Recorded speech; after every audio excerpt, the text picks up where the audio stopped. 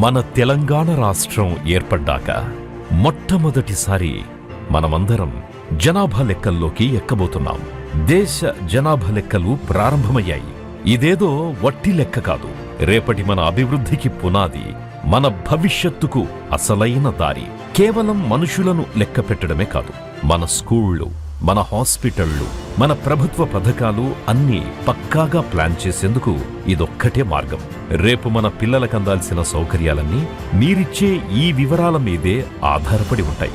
గుర్తుపెట్టుకోండి, ఈ ప్రయాణం 2026లోనే ఇండ్ల లెక్కతో మొదలై 2027లో జనాభా లెక్కతో ముగుస్తుంది.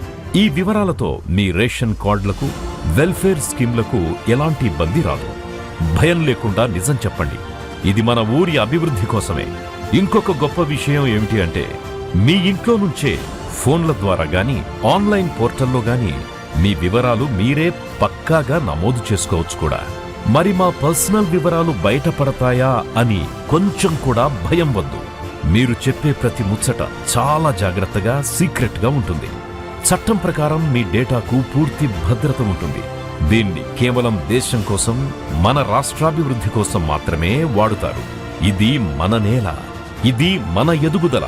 ఎన్యూమరేటర్లు మీ ఇంటికి వచ్చినప్పుడు గాని, మీరు ఆన్లైన్లో లాగిన్ అయినప్పుడు గాని గర్వంగా పాలుపంచుకోండి. మీ వివరాలు ఉన్నవి ఉన్నట్టు చెప్పండి. సెన్సస్ 2027, అందరం కలిసి మన తెలంగాణ భవిష్యత్తును నిర్మించుకుందాం.